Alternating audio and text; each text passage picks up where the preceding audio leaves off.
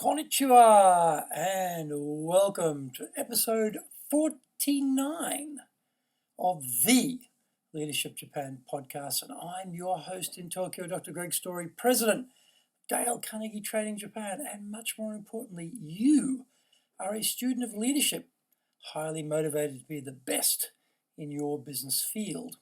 If you would like your own access to 102 years of the accumulated wisdom of Dale Carnegie Training through free white papers, guidebooks, reports, training videos, blogs, course information, plus much more, then go to japan.dalecarnegie.com.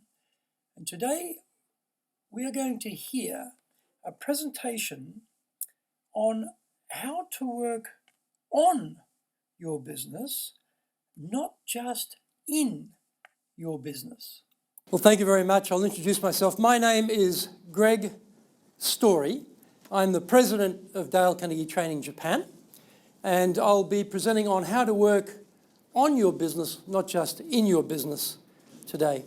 I'm very impressed that so many of you will come so early in the morning to hear about this, but it tells me that, like me, we find that we're not getting enough of the quality work done that we need to get done. And we tend to find our days are being taken up by rather detail-oriented work. And if we can get more of that high-quality work done, then we'll have a much more productive business. But I'll just start a little bit and talk a little bit about Dale Carnegie, if I can. Okay, try that. The book on the left there was the original book, which was published in 1937, and then a Japanese version in 1938, which they re-released for the 100th anniversary. And we got some copies of that. And the book on the right is an updated version of Dale Carnegie's original book, which is now, it's become one of the icon books in business. People in Japan say to me, for management theory, Peter Drucker. For human relations, people skills, Dale Carnegie. And I think that's right. And so we find that the Japanese version has just been released too. This is Hitogokasu 2, just come out. And that sold incredibly 9 million copies in Japan. That's a really large number and consistently comes up in the top 10 of business books being sold, non-fiction business books being sold.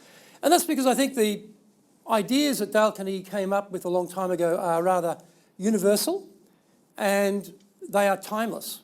We constantly need to know these things.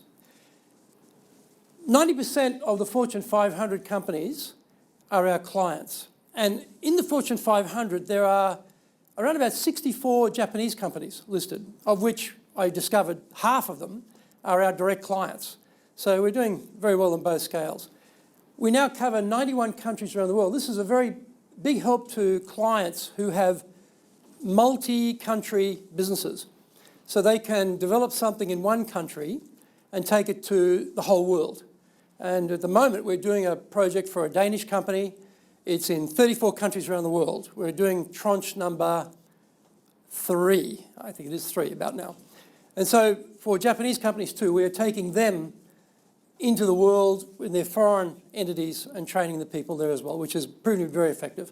We teach in over 30 languages, and you see there we celebrate our 50th year here in Japan this year, which again is, most people know the name of Dale Carnegie, but they don't realize we've been here since 1963.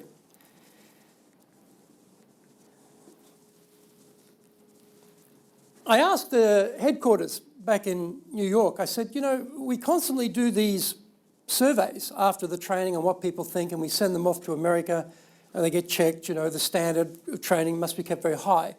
I said, well, look, I always see very high scores. I wonder what the aggregate, the total of 5 years of all training would be if I look for satisfaction rates. So I said, okay, give me 5 years, everything. All trainers, all courses, all modules, the works. Put it all in a big bucket and tell me what the satisfaction rate is. And this is what came back. 97.7%. So that tells me that the quality that we try to maintain and the standards we have, we're ISO 9001 certified. We're the only international training company to have that. We're the oldest training company in the world because we keep refreshing ourselves. The standard continues and clients are very happy with it. So we're very proud to see that number. But today our topic is how to work on your business, not just in your business. And as I said before earlier, for me, it's a constant struggle to make sure I'm working on my business, to find the time to work on my business as opposed to just doing the daily work that takes up so much. So one of the objectives today I mentioned is to try and, in the letters, to try and produce 10 hours of me time, time that I can have to myself to work on the highest priority items that I want to work on, as opposed to everyone else's agenda. And also, the mindset to overcome the obstacles we find through time management. I've got some tools for you. You've actually, in those little booklets you've got in front of you, you'll see there's a little tool set there. And then how to leverage time. And we don't want to be working harder. We need to be working smarter because we don't want to be spending all of our life at the office working. We actually want to spend time with our friends, with our family, pursuing hobbies, developing ourselves as a total person. So how do we do that? Well, putting in more hours is not the answer. The reality today is we're getting flatter organisations, particularly in the West, than we had in the past. And so that means we're doing a lot more and we're doing it higher quality. We've got to produce a lot faster because we're 24/7 now with the technology that we have. We're carrying around little computers in our hands called phones which do just about everything. And so you cannot escape from work anymore. So speed, people expect things to be fast, and particularly in Japan. I find, if I am to get something to someone and it doesn't happen very, very fast, they ring me up, where is it? And I'm originally from Australia and I probably wouldn't get that same pressure of speed turnaround that you get in Japan. And we've got to do it with less. We have less resources, less people to do it with. So it is a very tricky combination for us. So we're in constant pressure of time versus quality. Obviously, the longer time you have, the higher quality, but if time's under pressure, maybe quality suffers. Or if you diminish the quality, then that starts to affect your brand. Or you might find that quality and cost relationship starts to impact the wrong way. So trying to balance those things is a constant pressure. But one of the key things here is our time, because our time impacts on the quality of the whole organisation as a leader, our section as a leader, and also that relates to cost. The more productive we are, then the more beneficial it is to the company. We can reduce cost or we can have greater revenues. So is this you? And this is an expression in English, I got lost in my job. It means that one of those days where you're so into a task or a project or something that the day just flew by. Suddenly it's, oh my God, it's 6 o'clock, it's time to go home or something. That type of idea that you are so much enjoying what you're doing, you're so into it, you're not interrupted, you can focus. That idea that the day just whizzes by. Is that you or is this you? You look at the end of the day, I had all these projects, I got nothing done. Where did the whole day go? I feel very frustrated about that. I had things I wanted to do, but none of them were happening. So this is where we've got to start thinking. And one of the key questions we've got to keep asking ourselves is why? Why am I doing this particular task right now? Why am I doing that right now? And why am I working? Why am I working for this company? Why am I trying to do the things I'm trying to do? And if you have a little look in your little books here on page, I think it's page 5 from memory, page 5, you'll just see a list of questions there. I want you to write these down. You're not going to share this with each other necessarily, but you're just to start thinking about some things for yourself around the why. What are your greatest moments of happiness and fulfillment? What makes you feel very happy? What makes you feel very satisfied? It's on page 5. Everyone got it on page 5? And what are the activities that are of most worth in your professional life? Okay. What are the activities of most worth in my personal life? Because we very much believe in Dale Carnegie, the balance between work time and non-work time, particularly thinking about your personal life. Can't neglect that. And then what are the talents and capacities I have? Am I using them? Am I really focusing on them? Am I using a really magnificent, highly trained machine to do something very mundane, very mediocre? Am I wasting my energy and my talent on stuff that someone else should be doing, not me? And then finally, how can I best contribute to the world? And that may be through your company, it may be through a non-profit, it may be through just influencing other people. So just take a few moments and have a think about answering all or some of those questions to focus a little bit on you and why you are here, why you are doing what you're doing, why you are trying to move forward in your career. So please take a few moments. Okay, I'll just stop you there. You may not have gotten through the whole thing, but it's a very interesting exercise to reflect on yourself. Why are you doing things? Because often we're too busy concentrating on what we need to do and how we need to do it, and we need to step back and ask ourselves, why are we doing this? Particularly around using our talents. Now, this is a really, really critical question. This is a question we must be asking ourselves all through the day. Is what I'm doing now the most productive use of my time? The problem is we get into tasks and we start doing them because it's a routine, it's a habit, and we don't ask that question. But having looked at your aspirations there and looked at your talents and capabilities, when you think about that, you might think, you know what? I should not be doing this task. I should be getting someone else to do this task, or I should be doing less of this task. So it's a great question to keep asking yourself all through the day, because once you ask that question and you decide that what you're doing is not what you should be doing, then you can move on to the things that you need to be doing. Okay? Coming back to that why. Time is money is an expression in English. Time is money. And your time is expensive. If we take your salary and we divide it by the number of hours and we took your hourly cost, how are you spending that money?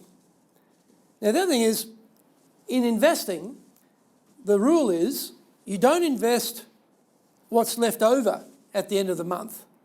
You set a goal. You say, I'm going to save X per month, and you save that first. You pay, we say in English, you pay yourself first.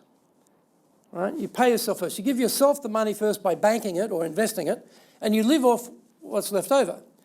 Very similar idea for time. Think about time is money. Pay yourself first with your time usage on the key things that are highest quality for you to be the best in your work, and leave everything else to fit into the rest of the time. Often we do it the other way around, like we would do with investing. We get to the end of the month and we've got a little bit left over, so we'll invest that. Well, we flip it around. Think of it like investing money, investing time, same sort of idea. Now, there are some things that rob our time, and these are externally. There could be meetings, it's a telephone call, someone interrupts us, there are mistakes, someone else, boss has got a deadline, lack of communication. All of these things come up to rob, to steal our time. Right? They come up. They're the external ones. All right? Then there's the ones we force on ourselves. We're not well organised. We put things off. We try to do too much. We have unrealistic time estimates to do a job. We think this will take half an hour. It takes an hour. We don't listen because we're too busy.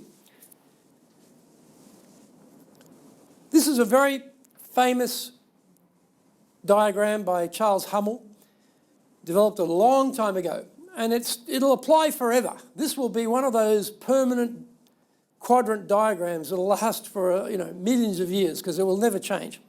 And what he said was, the tyranny of the urgent. Things that are urgent kill our ability to manage our time. And he's saying that it's things like they're important and they're urgent, like crisis, deadlines, meetings, that type of thing. We have to deal with those. But this one in number 2 here, it's not urgent, but it's important. This is where the value lies for us. We're aligning our vision and mission with what we're doing every day. The most productive use of your time is to execute on the vision, mission of the business, of your section.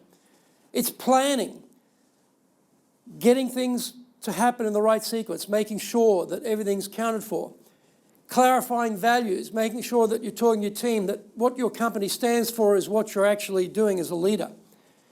Working on relationships, building relationships with your colleagues, your peers, with your subordinates, with your superiors, with your clients, with your customers, and also process improvement. And Japan's extremely famous. I mean, the word kaizen, which usually gets pronounced kaizen, right, by English speakers, kaizen is kaizen. It doesn't matter. They know what they mean.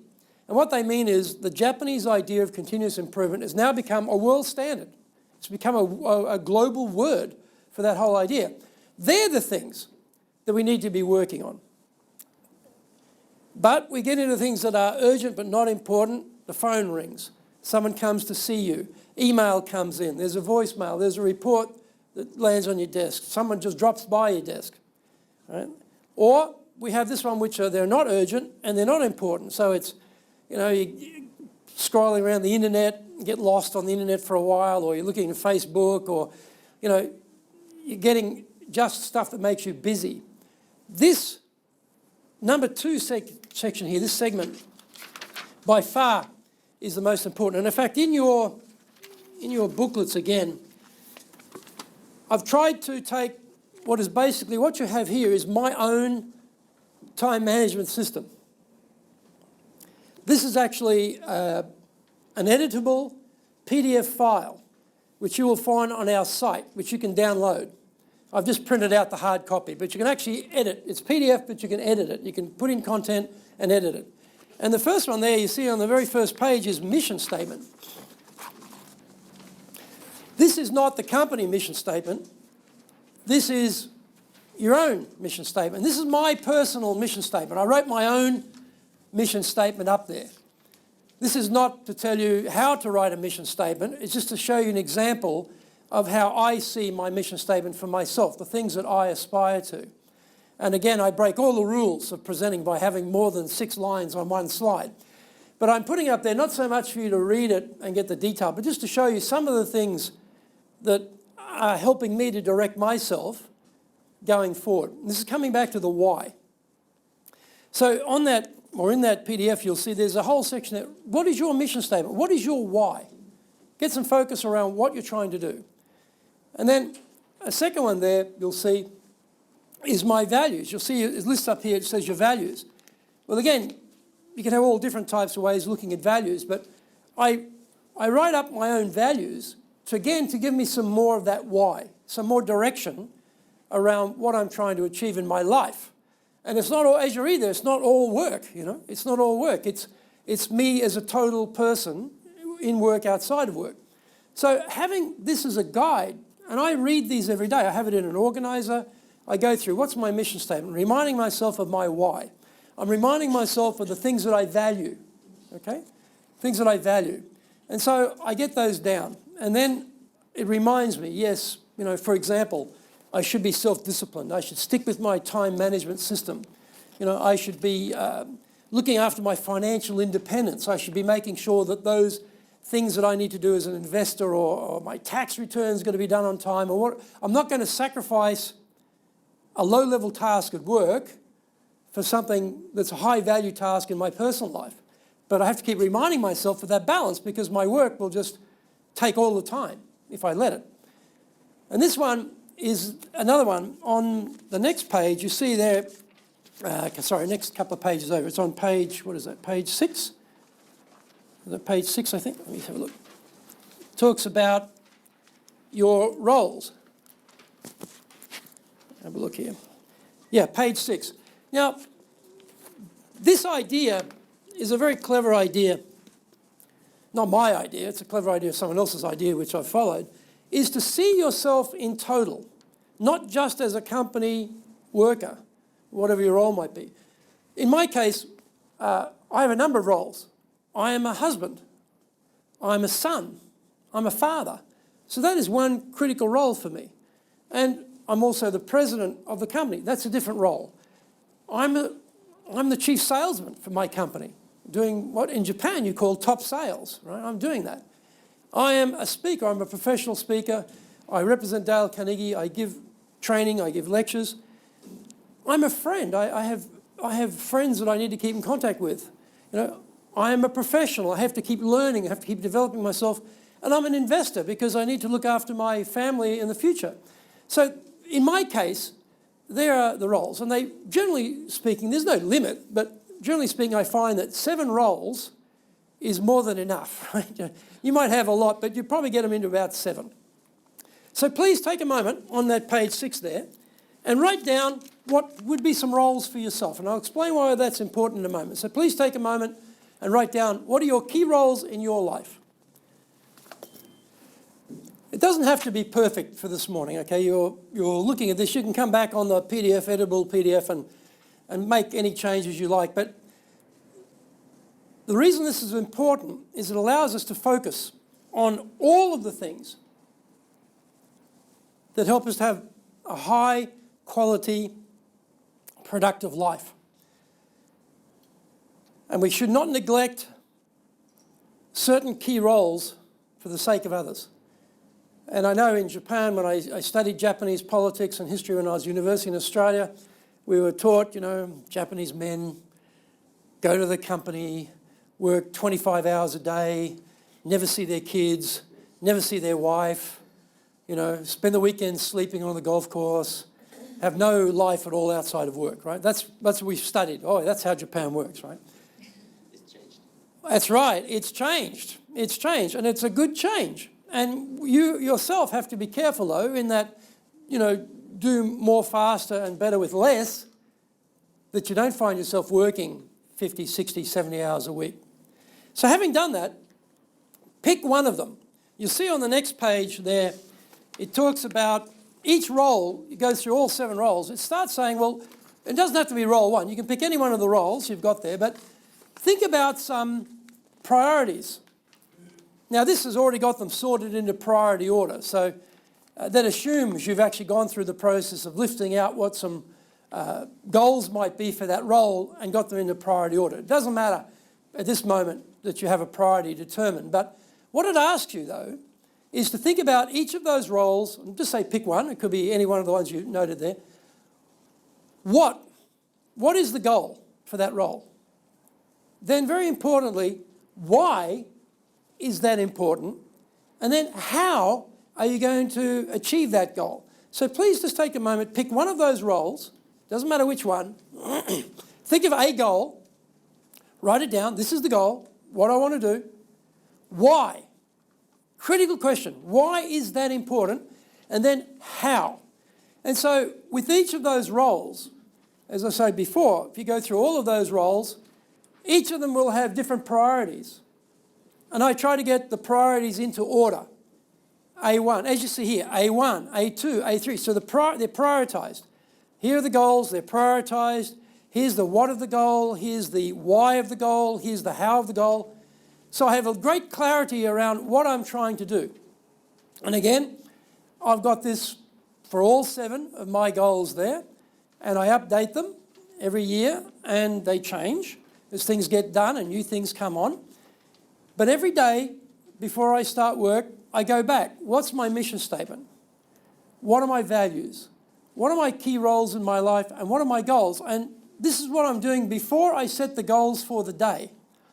Because if I didn't do this, I might just set the goals for the day around work.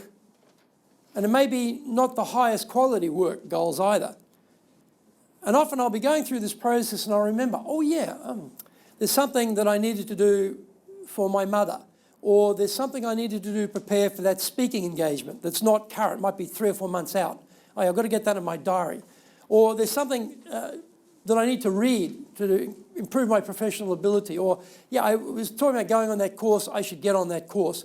It reminds me, it prompts me that, yeah, this is the things I'm trying to achieve. This is the why of who I am and how I'm going to get there with my goals. So just go through that exercise. Let's say you'll get the PDF, you can download the PDF, and then you can go through that. But I've put a lot of things in this book around that, which you could fill out if you wish at any time. Because I've got this myself, my own organizer, and I find this system works extremely well. So just try the what of it, the why and the how, just as an exercise, and then we'll keep going. Now I have to warn you that doing this every morning are the hardest decisions I make in the day. Trying to decide what I will prioritize. These are the hardest decisions I have to make in the day. Well, actually, it's the second hardest decision. The hardest decision is whether I get out of bed at 5 a.m. or not. That's actually the hardest decision. The second hardest decision is choosing between priorities. Where will I invest my time today? Because some of these are very tough. And when you go through this process, choosing priorities within each of those roles is very hard. But once you do it, it's done. But I warn you now, it is not an easy exercise. We have to really think. That's a bit tough in the morning, usually having to think. But it's very, very insightful when you do it. And it's very powerful as a tool. So we'll just hold it up there for a bit and keep going. One other thing we've got to be very careful on is we have a to-be list, not just a to-do list.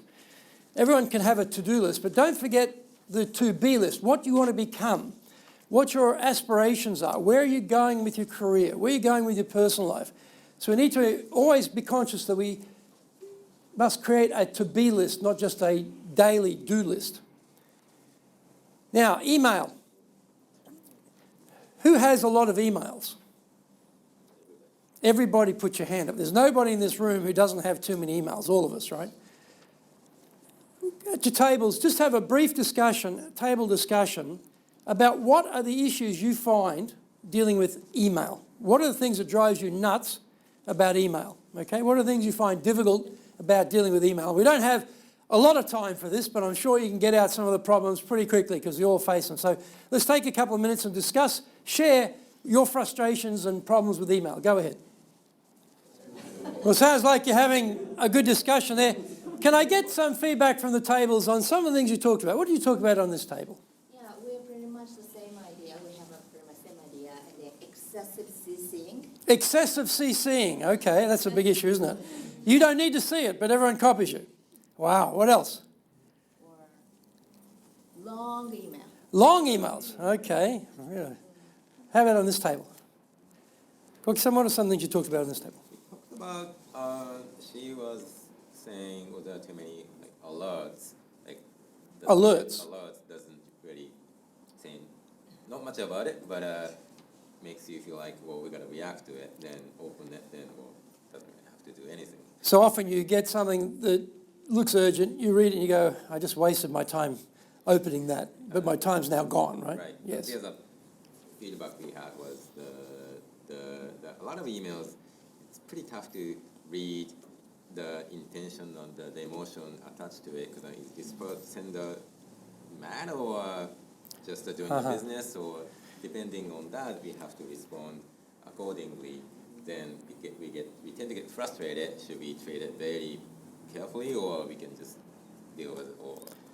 Okay. So sometimes people don't write very well, and sometimes a bit ambiguous what they write, and sometimes we don't know whether they're angry or attacking us, or we can misunderstand. Have it on this table. What did you talk about? We talk about the drowning. About what, sorry?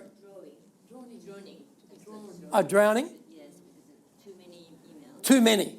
Then, some important, you might forget. Yes.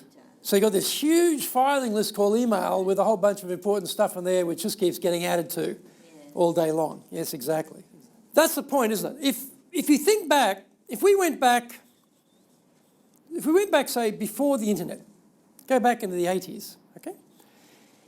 If you had a big in-basket of paper and you dealt with that in-basket of paper from the top of what landed there last and just worked your way through the day going through that in-basket, your boss would fire you.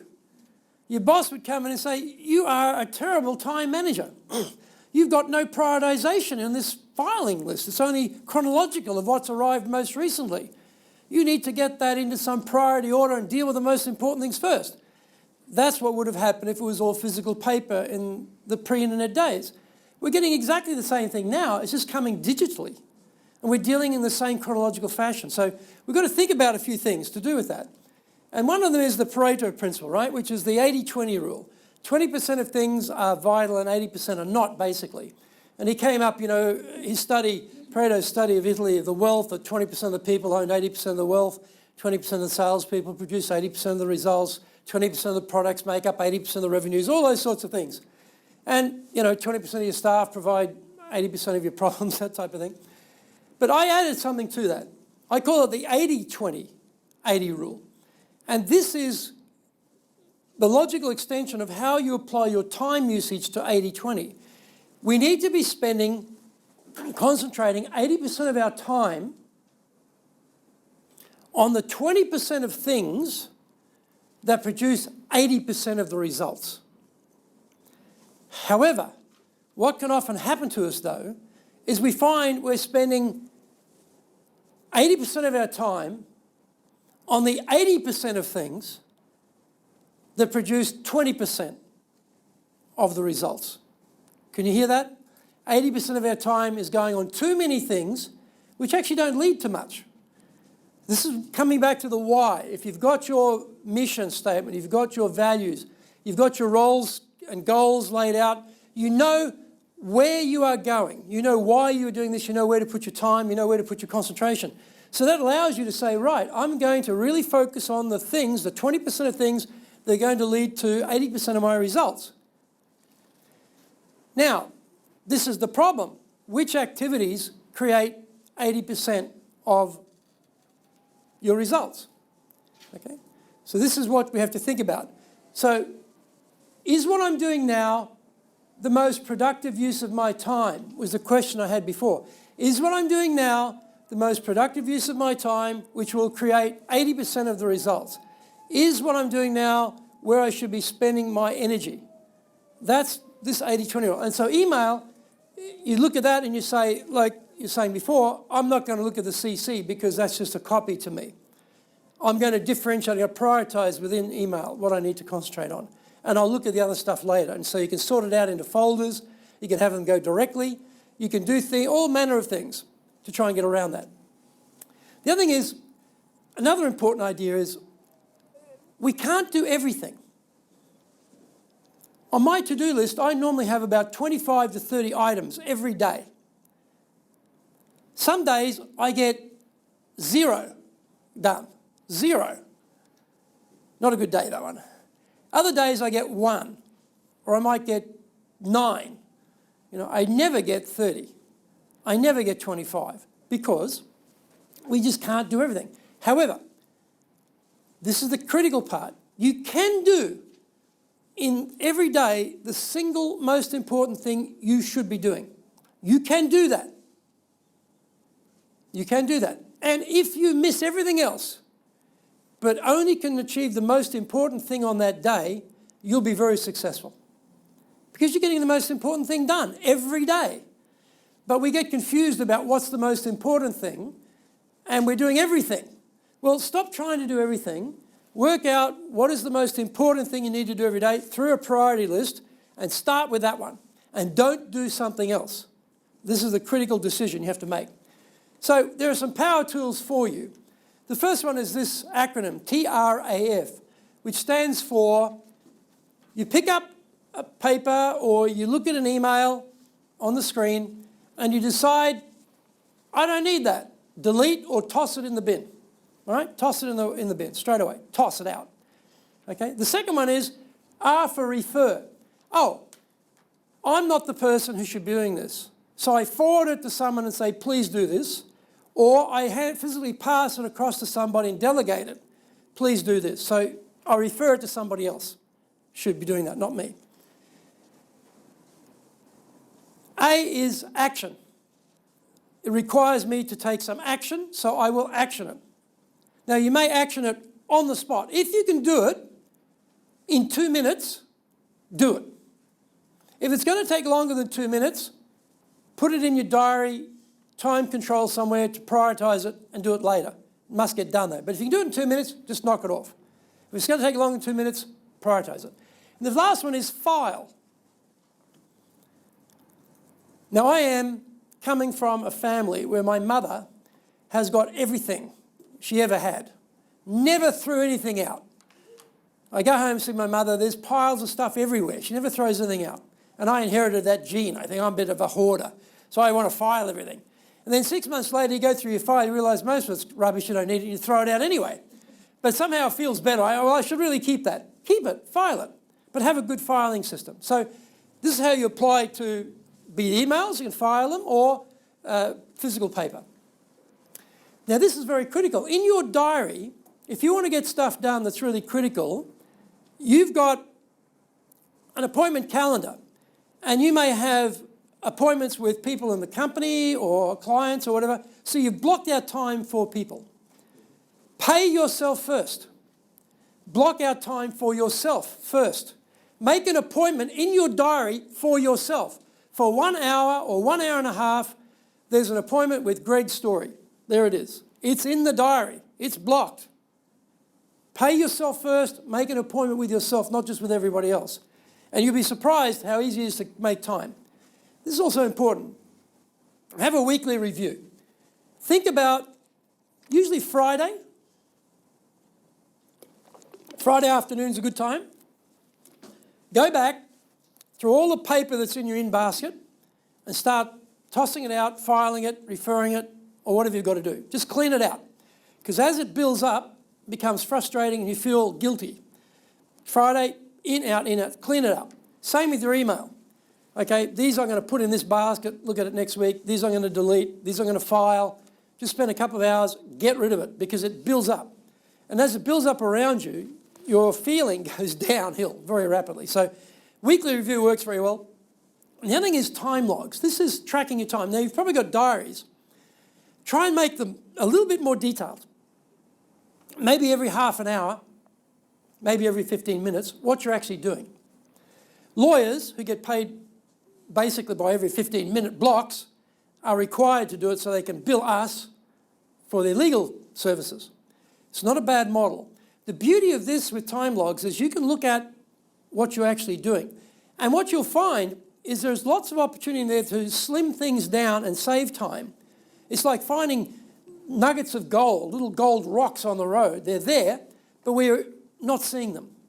When you do the time log, you realise, yeah, look, I could cut that down there and I could take that out of there and I don't need to do that. I don't really need to go to that meeting. That meeting's too long or whatever. You'd be surprised how much time you can save when you actually start to put it down because you're too busy to keep track of what you're doing. Once you check, you realise, actually, there is a lot of space there for me to do stuff that's more high value to me. And this is block time. That's make an appointment with yourself and don't let people interrupt you. You tell everyone, for the next hour and a half, unless there's a major earthquake and the building's on fire and we have to evacuate, nobody interrupt me. I'm not taking any phone calls. I'm not looking at the monitor for the email.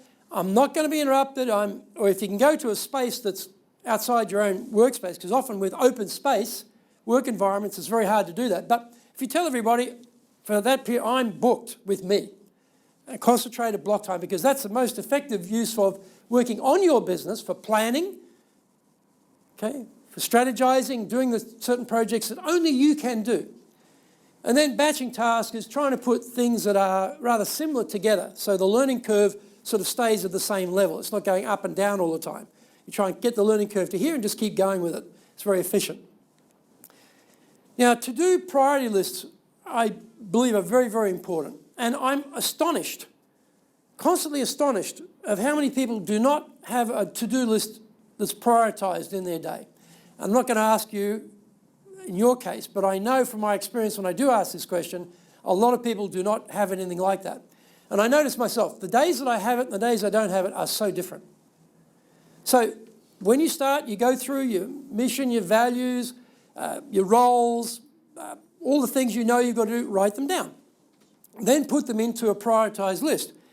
And I talk about the ABCs. Attach, say, A1 to A10 are the most urgent, high value, most important items. B1 to 10, average value. C1 to C10, not so high value. D1 to D10, very low value. So you actually attach a number and a quality to each of those to-do list items. Once you arrive at the most high priority items, that critically is where you must begin. Do not go to B4 and start there. You start with A1. You can't do everything, but you can do the most important thing. That's where you start. And then delegation. We're going to deal with delegation in a moment.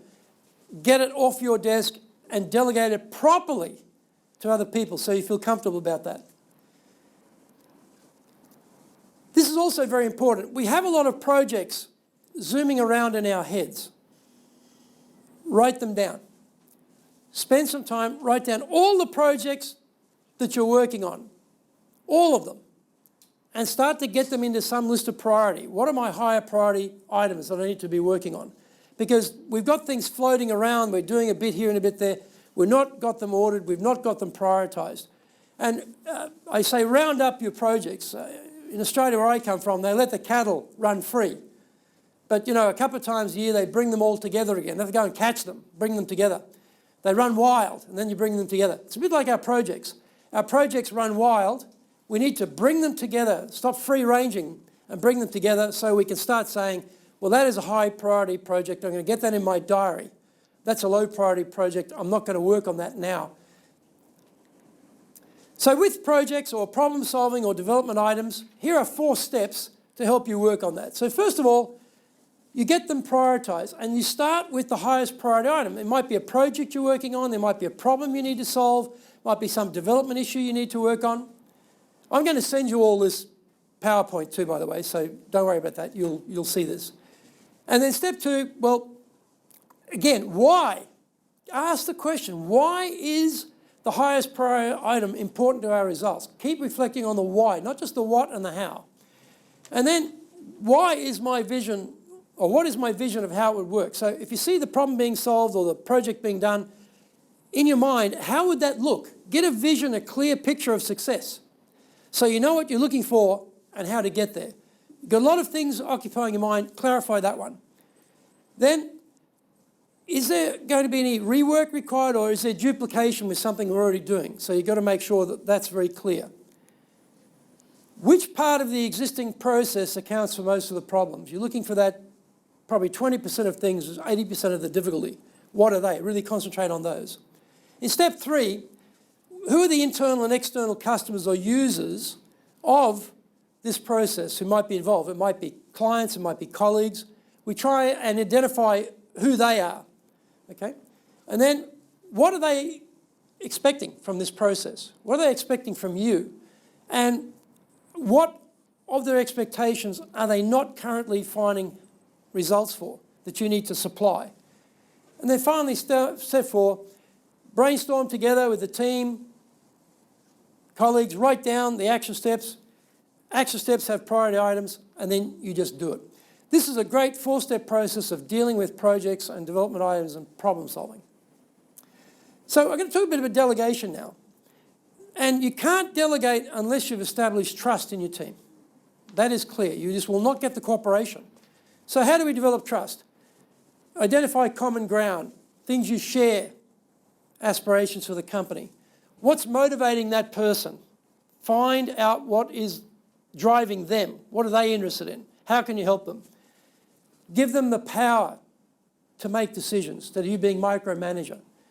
And give them opportunity to provide input. You want their ideas into the project. So we support a world we help create. So we need to let them help create that world. And then once you make a commitment, follow through on it. So creating a common sense of direction. In your team, you know, how do we think about the market conditions? We've got certain budget constraints. What are they doing for us? What are individuals wanting to do? What are the customers driving us to do? What is management driving us to do? What are the organizational challenges? You consider all of these things, and then you as a team are confronting all of these things together. So you're very much focused on, this is what we're trying to achieve as a group. Senior management wants this. This is what we have to do. The customer wants this. This is what we have to do. We have time and budget. Remember that triangle of time, money, and quality? We have these directing how we're going to do it. So you start to get people to realise we together have this issue or these issues to face, to solve. And then with most delegation, it fails because the way people do it. And the way they do it is, they don't delegate, they keep doing it. So no one can get a chance to receive the delegation. Or they dump it. They just come along and say, oh, look, get this report done by Wednesday. Boom. And that's the end of it. That is highly ineffective. Because what will happen there is the person themselves feels, you know what? I'm already busy. I don't need your work. I've got my own work. I can't even do that. And you just turn it, I don't even know how to do this. So it's not a high priority for them. You think it's being worked on, but then you find out a day beforehand, nothing's been done. Then it's panic, urgent and important, quadrant 1, straight there. So the point here is we need to be distributing the work to the team, matching the person and the work. That's the ideal. And then we get into delegation. They do the work. And then finally, deputizing. You're not even there. You go on holidays, you go on a business trip, it gets done in your absence. So I'll talk a little bit more depth there. The 8 steps of delegation. The first thing is stop doing it yourself. Who has said, it's faster if I do it myself?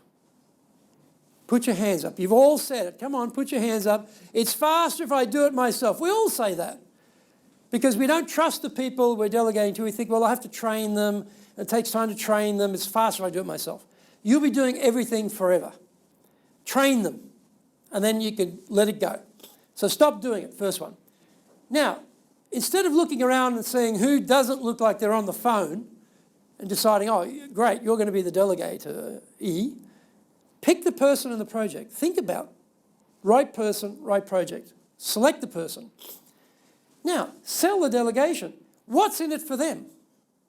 Explain how this is going to help their career, how it's going to make them more professional, more valuable, and it's not you dumping your work on them. It's helping them to grow in their career. Show them how to do it. Give them instruction on what needs to happen so they're not thrashing around wondering, what do I do next? Then watch what they're doing. Don't abandon them. Don't micromanage them, but just watch and then coach, because it often happens. I say, right, I want this to go this way. And then about 5 seconds before it's due, I found out they went that way instead. Who would have thought to go that way? But that's what happened. So you don't want that to occur, so you check. We are going in the same direction as I need it to go on the way through. Then let it loose. Don't micromanage it, let it loose. It's not like, pulling a plant out of the ground to see if it's growing all the time, right? Leave it in there, let it grow. Then give them some feedback and follow up on how the steps are going, and then reward and celebrate, okay? Reward and celebrate good work. Hold people accountable. Be careful about buying it back. Oh, look, give it back to me, I'll do it. Because they may not do it very well. Oh, look at this, you've gone the wrong way. Oh, give it to me, I'll do it. No, instruct them in what they need to do. Don't buy it back. Don't bring it back onto your back. Or they come back to you, well, I need a decision on something. Now it's blocked because you're busy and you don't want to think about that decision. So you're stopping them. You've got to make that decision, hand it back to them, because otherwise it gets just locked, it goes nowhere. And then accountability, right? When does it need to be done? What is the quality it needs to be done by? And then for follow-up, very clearly define the results. What you expect it to look like at the end. Communicate the standards at the beginning. How will you know the standards of performance are being met? Make those very clear. Things change, so you have to be flexible. If some new information comes in, you might have to re-gear it. That's okay. Be flexible about it. And look for the win-win situation with the team. So I talked about saving 10 hours a week for me time. Here's how you could possibly do that. Every day for 1 hour, you have in your diary schedule me time, appointment with yourself, don't interrupt me, okay? If you can make it 1.5 hours a day, then you get 7.5 hours a week right there out of the 10. Come to work 12 minutes earlier, and that'll give you an extra hour, okay, in the week. If you come 30 minutes earlier, it'll give you an extra 2.5 hours. For some people with long commutes, that may be not possible. Shorten your lunch by 12 minutes. And that's going to give you an extra hour a week. You shorten your lunch by 30 minutes, which is basically, I find about how long it takes me to eat lunch, get an order and get it eaten and come back to the office takes about half an hour. You're gaining an extra 2.5 hours a week. Or slightly shorten each and every meeting.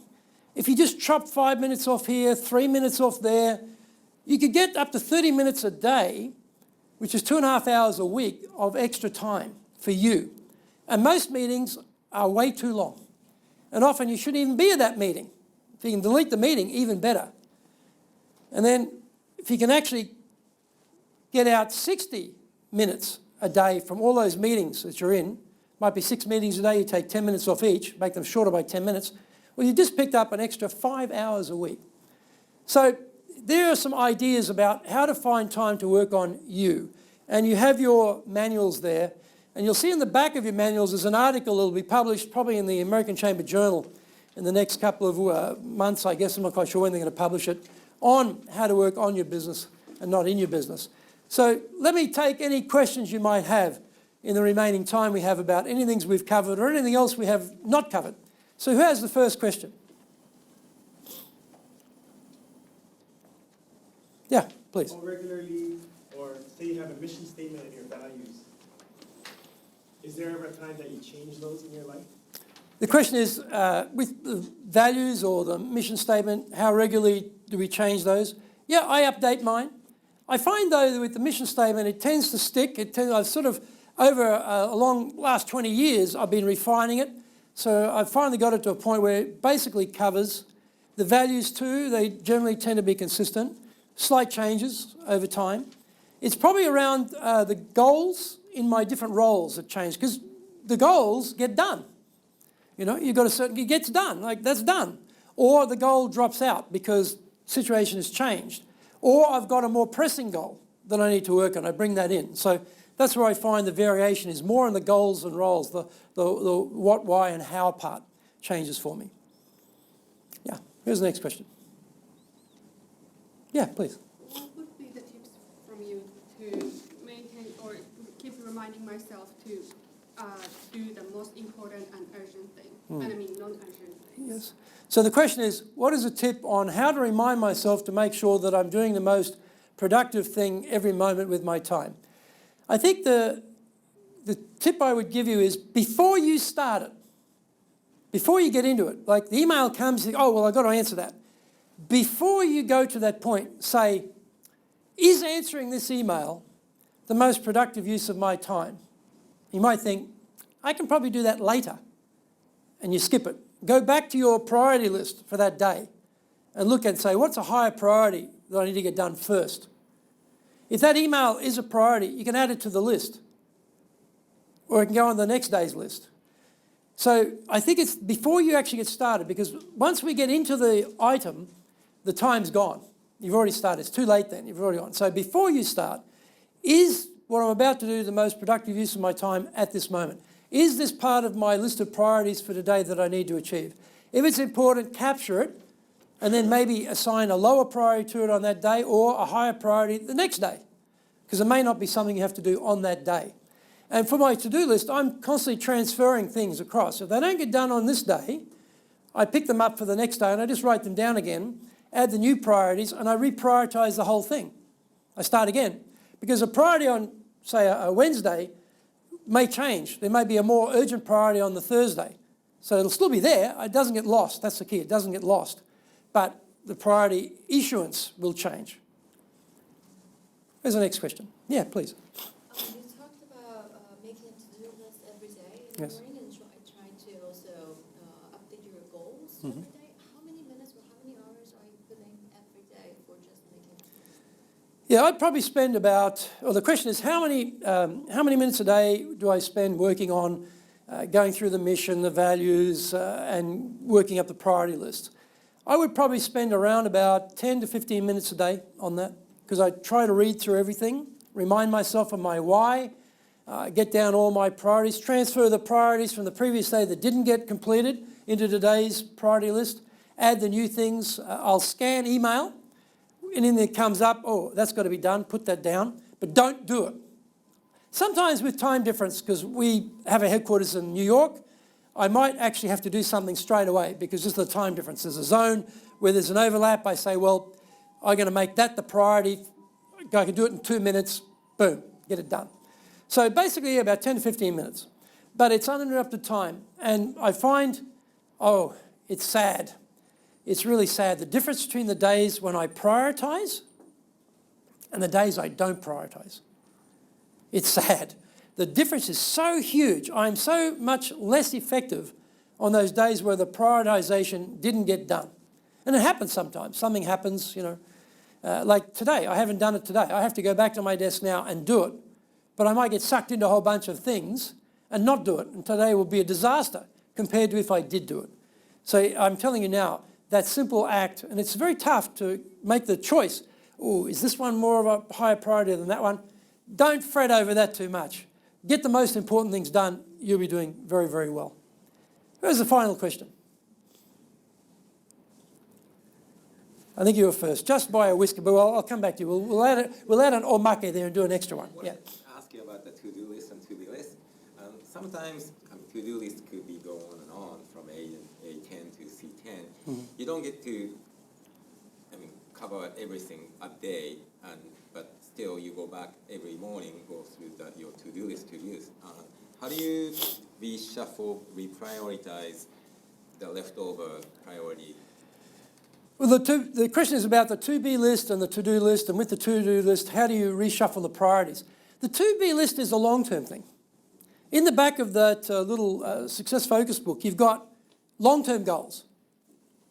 Your to-be list is usually your long-term goals.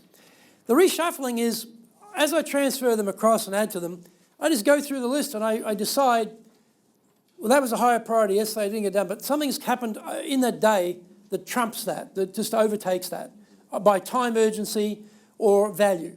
And I just rewrite it, because I'm always writing in pencil, and I often have to readjust the numbers. I have to say, well, that was an A7. It's now got to become an A3 because something's happened. Although rarely I actually bother doing that. I just move it up mentally and then just keep going. But I must come back to A4. I shouldn't go to B5 or something. I've got to stick with the trick is the highest priority items must get my time. Last question over here. Okay, to me, it's still like 10 hours per week for me time. It's quite long. So just wondering, so me time, what's the clear definition of me time? Is it like something not only professional but maybe personal, just thinking about me or? Me time, the question is about me time, thinking that 10 hours a week seems a lot for me time. The me time I'm talking about there is professional. It is in your job, working on your business.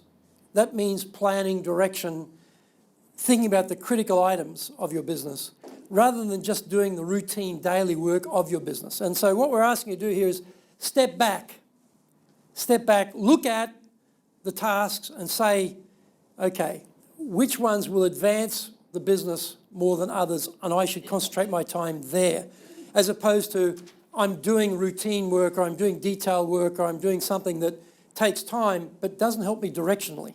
That's why I said before, the key question is why.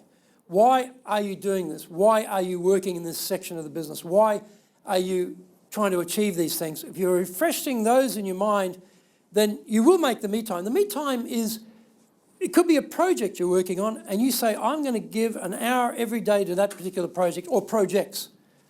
And I'm just going to concentrate on that one thing. Or I've got a particular report, I'm going to spend an hour every day putting that report together.